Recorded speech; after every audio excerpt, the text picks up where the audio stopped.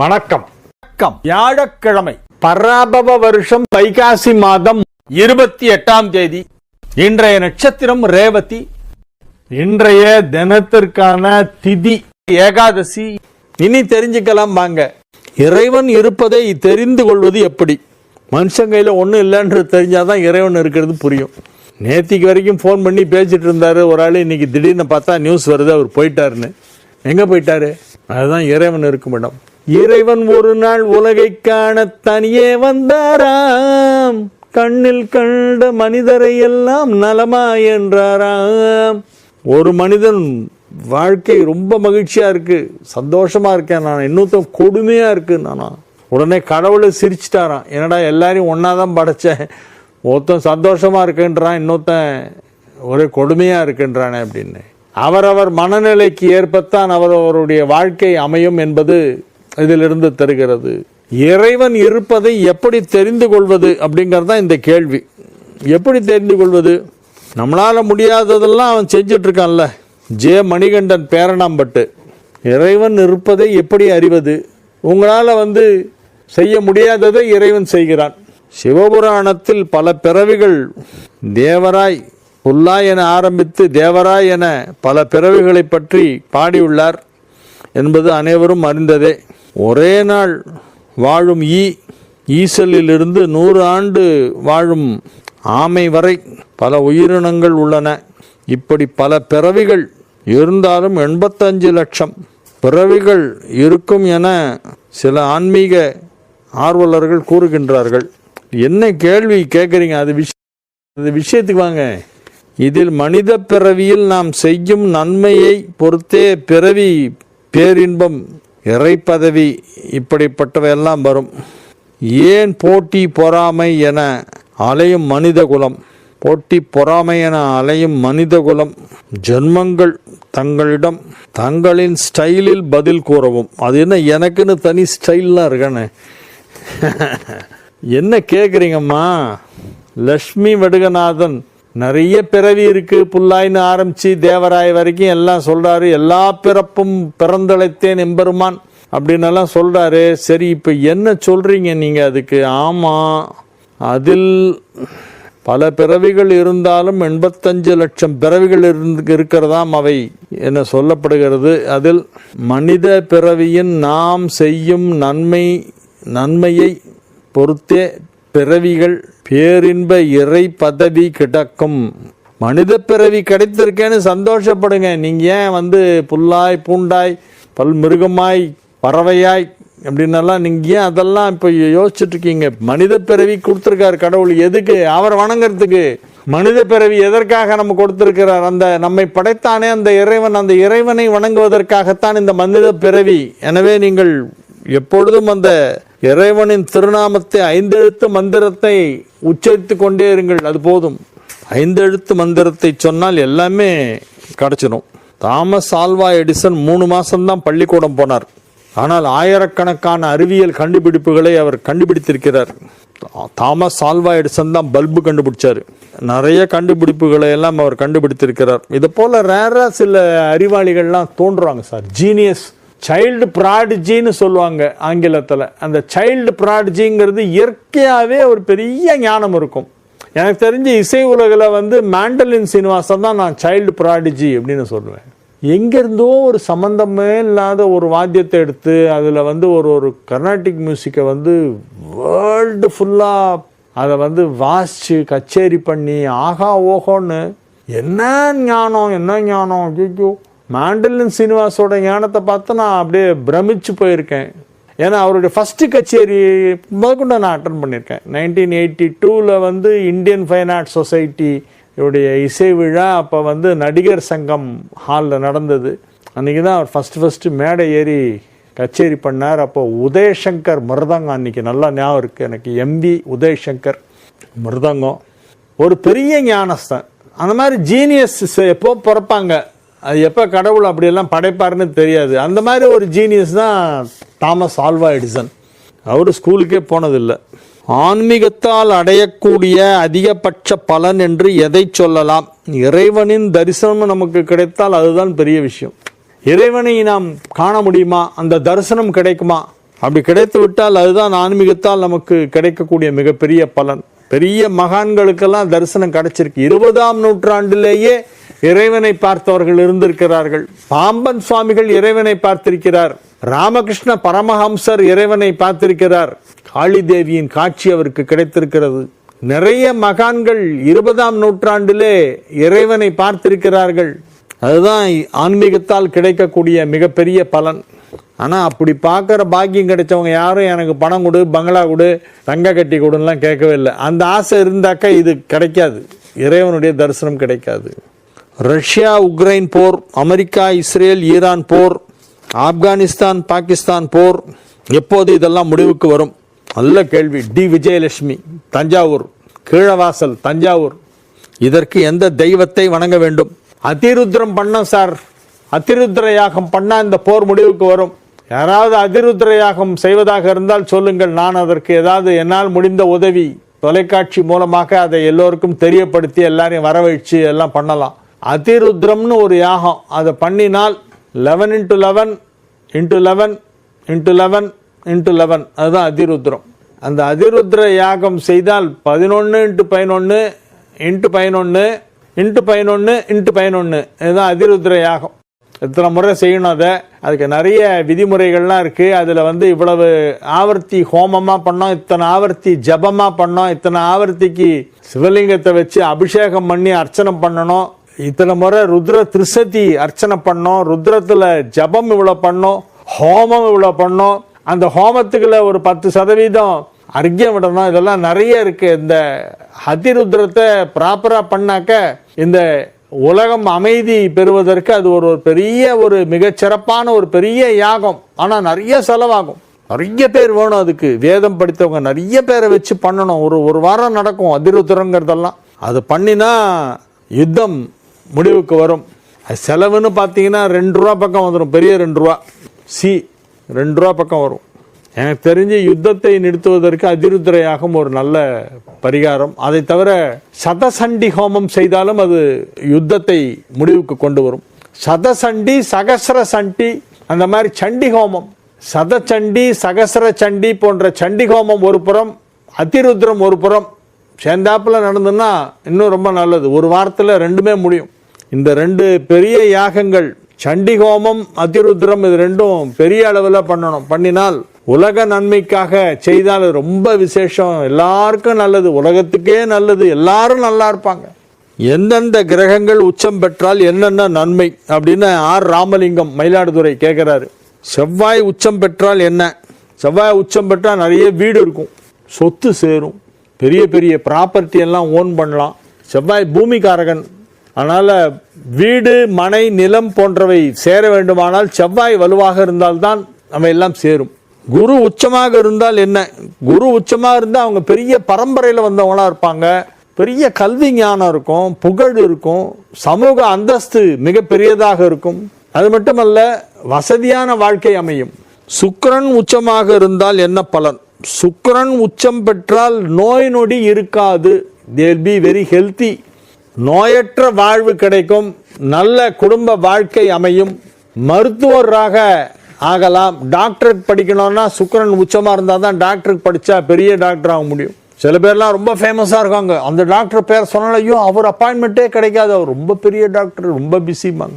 அவருக்கு ஏன் அப்படி பேர் கிடைக்குது அப்படின்னா அந்த புகழ் கிடைப்பதற்கு காரணமாக இருப்பது சுக்கிரன். மருத்துவத்துறையில் ஜொலிக்க வேண்டுமானால் சுக்கிரன் நல்லா இருக்கணும். அதனால சுக்கிரன் உச்சமாக இருந்தால் உணவுத்துறையில் பெரிய அளவு வைப்பாங்க. சில பேர்லாம் பெரிய ஹோட்டல் வச்சு நடத்துகிறாங்க, கூட்டம் கூட்டமாக வருது, சாப்பிட்டு போயிட்டே இருக்காங்க. அங்கே எப்போ பாரு கூட்டம், வாசலில் சேர் போட்டு உட்கார வச்சு லிஸ்ட்டு எழுதி வச்சுருக்காங்க. இருங்க அடுத்தது உங்கள் டேர்னு, உங்களை கூப்பிடுவோம் அப்படின்ட்டு 4 பேர் வாங்க, சீட்டு காலி ஆகிடுச்சு, 4 பேர் வாங்க, அடுத்தது அந்த 5 பேர் இப்படி ரெடியாக இருங்க. இப்படி ஒரு கூட்டம் ஒரு ஹோட்டல் வாசலில் எல்லாரும் பண்ணுற அதே இட்லி தோசைன்னு தான் அவனும் பண்ணிகிட்டு இருக்கான். அவனுக்கு ஒரு கூட்டம். ஏன்னா அந்த ஓனருக்கு சுக்கிரன் உச்சம். சுக்கிரன் உச்சமாக இருந்தால் ஹோட்டல் நடத்தலாம், கேட்ரிங் தொழில் நடத்தலாம், உணவு சம்பந்தமான தொழில் நடத்தலாம், மசாலா பவுடர் எக்ஸ்போர்ட் பண்ணலாம். சுக்கிரன் உச்சமாக இருந்தால். சுக்கிரன் உச்சமாக இருப்பவர்கள் உணவு சம்பந்தமான மனிதன் உட்கொள்ளக்கூடிய பொருட்கள் எல்லாவற்றையும் அனைத்தையும் தயாரித்து விற்பனை செய்து அல்லது வெறும் விற்பனை மட்டும் செய்து வாங்கி விற்பனை செய்து உற்பத்தி செய்யாமல் either manufacturing or trading of food items செய்கிறவங்களுக்கு எல்லாருக்குமே சுக்கிரன் டாப்பில் இருக்கும், உச்சத்தில் இருக்கும். இன்னொன்று கலைத்துறை, மருத்துவம், உணவு, கலைத்துறை, இந்த மூணுலையுமே சுக்கிரன் நல்லா இருந்தால் தான் ஷைன் பண்ண முடியும். கலைத்துறையில் சில பேர் நடித்தா எல்லாரும் கை தட்டுறான், அதை விட பிரமாதமாக வேற ஒருத்தர் நடிக்கிறான், சில பேர் ரசிக்கல. அது கூட சுக்கிரன் நல்லா இருக்கணும். சுக்கிரன் நல்லா இருந்தால் தான் உங்களுடைய திறமை வெளிப்படும், திறமையை மற்றவர்கள் ஏற்றுக்கொள்வார்கள். அதனால சுக்கிரன்ங்கிறது இந்த 3 துறைக்கு ரொம்ப முக்கியம். அப்புறம் சனி உச்சம் பெற்றால், 4வது கேள்வி. ராமலிங்கம் சார் நீங்க நல்ல செம்ம ஃபார்ம்ல இருக்காரு, மயிலாடுதுறை ராமலிங்கம். அடுத்து சனி உச்சம் பெற்றால் என்ன? சனி உச்சம் பெற்றால் நீதிபதி ஆகலாம், சுப்ரீம் கோர்ட் ஜட்ஜ் வரைக்கும் போகலாம். ஜுடிஷரியில பெரிய பெரிய பதவி எல்லாம் கிடைக்கிறதுக்கெல்லாம் சனி உச்சமா இருக்கணும், அப்பதான் முடியும். ஸ்ரீ வெள்ளருக்கு விநாயகர் துணை, ராமலிங்கம், மாயவரம். சனி உச்சம் பெற்றால் நீதிபதி ஆகலாம். மேஷ ராசிக்கு இது ஒரு மிக சிறப்பான நல்ல நாள்.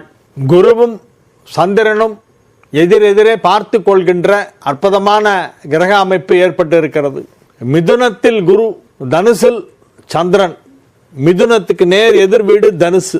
மிதுனம் தனுசு ரெண்டு எதிரெதிரே இருக்கு. ஒண்ணுல குரு, இன்னொன்னுல சந்திரன். குருவும் சந்திரனும் எதிரெதிரே பார்த்து கொள்கின்ற கஜகேசரி யோகம், குருச்சந்திர யோகம் இவையெல்லாம் ஏற்பட்டு இருக்கிறது. அது 3ஆம் இடம் தானே. மறைவு ஸ்தானத்துல குரு இருந்து சந்திரனை பார்த்தால் அது கஜகேசரி ஆகுமா? குருவும் சந்திரனும் ஒன்றுக்கொன்று கேந்திரம் தானே, அதனால கஜகேசரின்னு சொல்லலாம். ஏனென்றால் மேஷத்திற்கு சந்திரன் கேந்திராதிபதி, குரு திரிகோணாதிபதி. ஒரு கேந்திராதிபதியும் ஒரு திரிகோணாதிபதியும் சேர்ந்தாலோ பார்த்தாலோ யோகம். அதில் குரு சந்திரன் போது அது பல மடங்கு அதிக யோகம். எனவே நன்மை செய்யும். இன்றைய நாள் நன்மைகள் அதிக அளவில் நடைபெறுகின்ற நல்ல நாள்.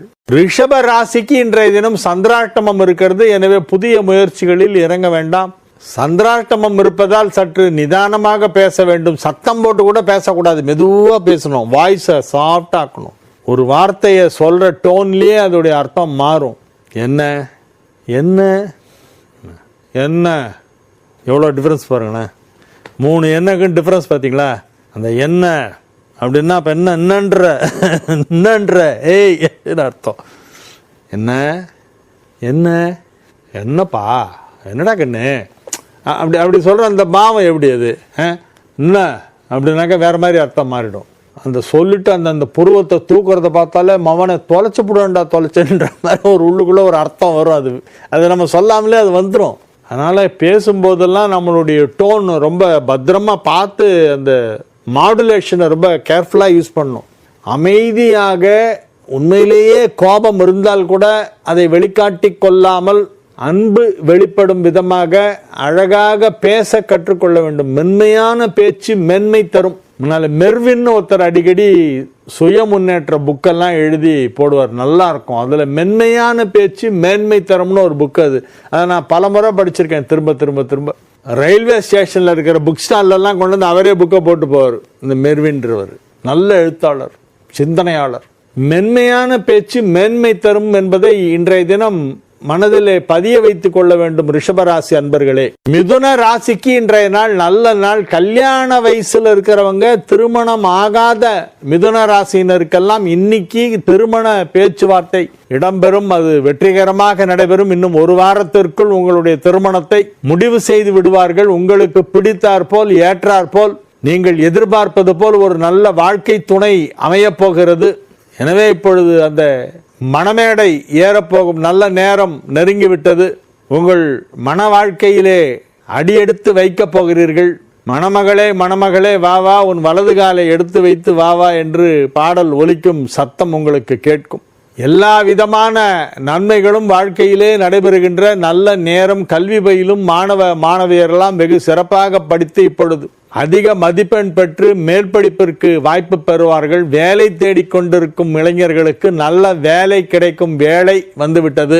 பொருளாதார ரீதியான பணம் கொடுக்கல் வாங்கல் சிறப்பாக இருக்கும். வியாபாரத்தில் உள்ள மிதுன ராசியினருக்கெல்லாம் அதிலே பெரிய லாபம் கிடைப்பதற்கு வாய்ப்பு இருக்கிறது. 10ஆம் இடத்திலே 4 கிரகங்கள் அமைந்திருக்கின்றன. 3 குடையவன் 11, 6, 11 குடையவன் 8 குடையவன் போன்ற கிரகங்கள் எல்லாம் 10ஆம் இடத்திலே இருக்கின்றன. 10ஆம் இடத்திலே ஒரு பாவியாவது இருக்க வேண்டும் என்று சொல்வார்கள். பாவ கிரகங்கள் அல்லது நன்மை செய்யாத கிரகங்கள் எல்லாம் 10, 11 இருந்தால் நன்மை செய்துவிடும் என்பது ஒரு சோதிட விதி. அதன் பிரகாரம் பார்த்தால் 3 குடையவன், 8 குடையவன், 6 குடையவன் இவையெல்லாம் 10ல் இருக்கு. அதனால அதெல்லாம் இப்போ இந்த நெகட்டிவ் பிளானட்ஸ் எல்லாம் 10ஆம் இடத்துக்கு போனதுனால பாசிட்டிவா மாறிடும். எனவே அதிக பாசிட்டிவான நல்ல விஷயங்கள் உங்களுக்கு நடைபெறும். உங்களுடைய தொழிலிலே எங்கே ஒரு தேக்க நிலை வந்து விடுமோ என்று நீங்கள் அஞ்ச வேண்டாம். அது வழக்கத்தை விட இன்னும் சிறப்பாக இப்பொழுது நடைபெறப் போகிறது. எனவே இது ஒரு நல்ல நேரம். கடக ராசிக்கு இன்றைய நாள் மகிழ்ச்சியான நாள். கடகராசி அன்பர்கள் இன்று மிகுந்த மகிழ்ச்சியுடன், உற்சாகத்துடன், சுறுசுறுப்புடன் இயங்குவார்கள். வெற்றிகரமாக உங்கள் பணிகளை எல்லாம் செய்து முடிப்பீர்கள். ராசி அதிபதியான சந்திரன் குருவின் வீட்டிலே அமர்ந்து கொண்டு குருவால் பார்க்கப்படுவதால் யோகம். குருவின் பார்வையிலே, குருவின் வீட்டிலே இருக்கிறது உங்கள் ராசி அதிபதி சந்திரன். குருச்சந்திரன் எதிரெதிரே பார்த்துக் கொள்வதால் நன்மைகள் அதிக அளவிலே கடகராசிக்கு நடைபெறும். எனவே இது ஒரு மிக சிறப்பான நாள். மாணவியரெல்லாம் இப்பொழுது ஆர்வத்துடன் தங்களுடைய தேர்வு ரிசல்ட்டை எதிர்பார்த்து கொண்டிருப்பார்கள். நல்ல விதமாக ரிசல்ட் வரும், கவலைப்பட வேண்டாம். மேல் படிப்பு படிப்பீர்கள், அதிலும் வெற்றி பெறுவீர்கள். நன்மைகள் அதிக அளவிலே நடைபெறுகின்ற நல்ல நாளாக இந்த நாள் விளங்கும். சிம்ம ராசிக்கு இன்றைய தினம் மிகச் சிறப்பான நாள். ராசிக்கு 8ஆம் இடத்திலே 4 கிரகம் இணைந்திருக்கிறது. 5ஆம் இடத்திலே சந்திரன் அமர்ந்து கொண்டிருக்கிறது. 12 குடையவன் 5ஆம் இடத்திலே குருவால் பார்க்கப்படுகிறது. எனவே நன்மைகள் நடைபெறும். குரு சந்திரன் பார்வை என்பது சிம்மத்திற்கும் நன்மை செய்யும். எனவே இது ஒரு நல்ல நாள், மகிழ்ச்சியான நாள். நீங்கள் எந்த ஒரு செயலை எடுத்தாலும் அதிலே வெற்றி பெறுவீர்கள். தலைமை பொறுப்பு உங்களுக்கு கிடைக்கும். உங்கள் அலுவலகத்தில் தலைமை பொறுப்பு அல்லது ஏதாவது ஒரு சங்கத்தில் தலைவர் அல்லது ஏதாவது ஒரு குழுவின் தலைவர் அல்லது ஏதாவது நீங்கள் வசிக்கும் பகுதியிலே உள்ள ஒரு நலச்சங்கத்தின் தலைவராக பொறுப்பேற்பீர்கள். இல்லைன்னா நீங்கள் வசிக்கும் ஃப்ளாட்டில் அந்த ஃப்ளாட்டுக்கு ஒரு கமிட்டி போட்டு அதுக்கு உங்களை செக்ரட்டரியாக போடுவாங்க. ஃப்ளாட் ஓனர் அசோசியேஷன் அப்படின்னு ஒன்று ஆரம்பிப்பாங்க. அதில் நீங்கள் உட்காந்து தலைவராக இருப்பீங்க அந்த ஃப்ளாட் ஓனர் அசோசியேஷனுக்கு. இல்லை உங்கள் தெருவில் இந்த தெருவை சேர்ந்தவர்களுக்காக ஒரு பொது நல சங்கம், ஒரு வெல்ஃபேர் கமிட்டி மாதிரி ஒன்று போட்டிருப்பாங்க. அதில் பார்த்தா உங்கள் பேர் இருக்கும். இப்படி எல்லா இடத்துலையும் நீங்கள் பொது வாழ்க்கையிலே ஈடுபடுவீர்கள். அதனால் உங்களுக்கு பெயர் புகழ் கிடைக்கும். உங்களுடைய திறமைகளை அதிலும் வெளிப்படுத்துவீர்கள். அதை தன்னலமற்ற சேவையாக மற்றவர்களுக்காக நீங்கள் சேவை புரிகின்ற ஒரு நேரமாக இது விளங்குகிறது. சில பேர் ஒரு சேவையுமே பண்ணாமல் நான் சேவை பண்ணேம்மா. சேவையாவது இடியாப்பம்மா, அது ஒன்றும் சேவையெல்லாம் இருக்காது, இடியாப்பம் தான் இருக்கும். ஆனால் சொல்கிறது நான் நிறைய சேவை பண்ணியிருக்கேன் சார்மா. யார் ஒருவன் சேவை செய்ததாக தானே சொல்லுகிறாரோ அவர் சேவையே செய்யவில்லை, இடியாப்பம் தான் செய்திருக்கார். அந்த மாதிரி இல்லாமல் நீங்கள் உண்மையிலேயே தன்னலமற்ற சேவையாற்றி அதற்கான பாராட்டுதலையும் பெறுவீர்கள். எனவே இது ஒரு நல்ல நாள். கன்னி ராசிக்கு இன்றைய நாள் மிகச் சிறப்பான நாள். மகிழ்ச்சியாக இருப்பீர்கள், ஆரோக்கியமாக இருப்பீர்கள். வெற்றிகரமாக உங்கள் பணிகளை எல்லாம் செய்து முடிக்கக்கூடிய நாளாக இந்த நாள் விளங்கும். ராசி அதிபதி 7ஆம் இடத்தில் இருக்கிறது என்பதால் நன்மைகளைத்தான் செய்யும். மறைவு ஸ்தானமான 8ஆம் இடத்திலே சுக்கிரன் இருப்பதால் குடும்ப வாழ்க்கை மகிழ்ச்சியாக இருக்கும். சுக்கிரனுக்கு 8 நல்ல இடம். எனவே இப்பொழுது நன்மைகள், பொருளாதாரத்திலும் அதிகமாக வருமானம் வரும். குடும்பத்தில் நன்மைகள் நடைபெறும். உத்தியோகத்தில் இருப்பவர்களுக்கு பதவி உயர்வு கிடைக்கும். மகிழ்ச்சியான சூழ்நிலையிலே நீங்கள் வாழ்ந்து கொண்டிருப்பீர்கள். உங்களுடைய இல்லம் மகிழ்ச்சியாக இருக்கும், உள்ளம் மகிழ்ச்சியாக இருக்கும், எல்லாமே மகிழ்ச்சியாக இருக்கும். துலா ராசிக்கு இன்றைய நாள் மிக சிறப்பான நாள். ராசி அதிபதி சுக்கிரன் எதிரிலே அமர்ந்து கொண்டு மேஷத்திலிருந்து பார்க்கிறது ராசியை. ராசி அதிபதி சுக்கிரன் பார்ப்பதால் உங்கள் ஆரோக்கியம் நன்றாக இருக்கும். பொருளாதாரம் மிக சிறப்பாக இருக்கும். குடும்பத்தில் சந்தோஷ அலை வீசும். குடும்பத்தில் அனைவரும் மகிழ்ச்சியாக இருப்பார்கள். எனவே அனைத்து விதமான நன்மைகளும் நடைபெறுகின்ற நல்ல நாளாக இந்த நாள் விளங்கும். துலா ராசியிலே இருக்கக்கூடிய வியாபாரிகளுக்கெல்லாம் வியாபாரத்திலே திடீர் முன்னேற்றம் ஏற்படும். மகிழ்ச்சியான நல்ல நிகழ்ச்சிகளிலே நீங்கள் கலந்து கொள்ளக்கூடிய நேரம் இப்பொழுது வந்திருக்கிறது. குடும்பத்துடன் சேர்ந்து ஒரு சுப நிகழ்ச்சியிலே கலந்து கொள்வதற்காக வெளியூர் பிரயாணம் சிலர் செய்வார்கள். ஊர் விட்டு ஊர் போய் ஒரு கல்யாணத்தில் அட்டன் பண்ண அதுக்காக போயிட்டு வருவீங்க. எனவே இது ஒரு நல்ல நேரம். சந்தோஷமான நல்ல பயணங்கள், மகிழ்ச்சியான நேரங்கள், உற்றார் உறவினர் நண்பர்கள் என பலரையும் சந்தித்து மகிழ்ச்சியாக இருக்கக்கூடிய நல்ல நாளாக இந்த நாள் விளங்கும். விருச்சிக ராசிக்கு இன்றைய நாள் நல்ல நாள். மகிழ்ச்சியாக இருப்பீர்கள். எல்லா கிரகங்களும் உங்களுக்கு சாதகமாக இருக்கு. 1, 2 நல்லா இருந்தாலே அந்த நாள் நல்லா இருக்கும். எல்லாமே நல்லா இருக்கு. ராசி அதிபதி செவ்வாய், 10 சூரியன், 11 புதன், 3-4 சனி எல்லாம் 4ஆம் இடத்தில் 5ஆம் இடத்தில் சேர்ந்திருக்கிறது. 5ஆம் இடமான மீனத்திலே 4 கிரக சேர்க்கை ஏற்பட்டிருப்பது விருச்சிகத்திற்கு பெரிய யோகம். மகிழ்ச்சியாக இருப்பீர்கள், ஆரோக்கியமாக இருப்பீர்கள், குடும்பம் அமைதியாக இருக்கும், குடும்பத்தில் சுப நிகழ்ச்சி நடைபெறும். கணவனுக்கும் மனைவிக்கும் இடையே சின்ன சின்ன கருத்து வேறுபாடுகள் இருந்தால் அவையெல்லாம் மறைந்து போகும். இணக்கம் அதிகரிக்கும். நல்லிணக்கத்துடன் ஒருவரை ஒருவர் புரிந்து கொண்டு மகிழ்ச்சியாக வாழ்க்கை என்னும் படகினை மகிழ்ச்சி என்னும் துடுப்பு போட்டு நகர்த்தக்கூடிய நல்ல நாளாக இந்த நாள் விளங்குகிறது. எனவே இது ஒரு மிகச் சிறப்பான நாள். தனுசு ராசிக்கு இன்றைய நாள் நல்ல நாள். 4ஆம் இடத்தில் சனி, சூரியன், செவ்வாய், புதன் ஆகிய கிரகங்கள் இணைந்திருக்கின்றன. இந்த சனி, சூரியன், செவ்வாய், புதன் இந்த காம்பினேஷன் 4 கிரகங்கள் ஒன்னா சேர்ந்தது தனுசுக்கு நல்லது பண்ணுமா என்றால் நிச்சயமாக நன்மை செய்யும். ஏனென்றால் தனுசுக்கு 9 குடையவன், 10 குடையவன், 2, 3 குடையவன், எல்லா முக்கியமான கிரகங்களும் அதுல இருக்கு. 7, 10 குடையவன், 9 குடையவன், 5 குடையவன், 5 குடையவனும் 10 குடையவனும் ஒரே இடத்தில் இணைந்ததால் இப்பொழுது பதவி உயர்வு கிடைப்பதற்கு வாய்ப்பு இருக்கிறது. சின்ன ப்ரமோஷன், சின்ன ஒரு சேலரி ஹைக் அதுவாவது கிடைக்கணும், கண்டிப்பாக கிடைக்கும். நன்மைகள் அதிக அளவில் நடைபெறுகின்ற நல்ல நாளாக இந்த நாள் விளங்குகிறது.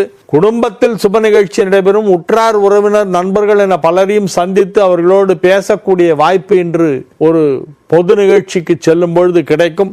நன்மைகள் நடைபெறுகின்ற நல்ல நாள். மகர ராசிக்கு இன்றைய நாள் மகிழ்ச்சியான நாள். பொருளாதார ரீதியாக நல்ல முன்னேற்றம் ஏற்படும். வியாபாரத்தில் உள்ளவர்களுக்கு அதிலே மிகப்பெரிய தன லாபம் கிடைப்பதற்கான வாய்ப்பு இருக்கிறது. வியாபாரத்தை விரிவுபடுத்துவதற்கான புதிய அதிநவீன யுக்திகளை எல்லாம் கையாண்டு தொழிலை மிகப்பெரிய அளவிலே விரிவுபடுத்துவீர்கள். தொழிலை விரிவுபடுத்துவது மட்டுமல்லாமல் பொருளாதாரத்தையும் சற்று பெரிதாக ஆக்குவதற்கு இப்பொழுது வாய்ப்பு இருக்கிறது. எனவே இது நன்மைகள் பல விதத்திலே நடைபெறக்கூடிய நல்ல நாள், மகிழ்ச்சியான நாள். கும்ப ராசிக்கு இன்றைய நாள் நல்ல நாள்.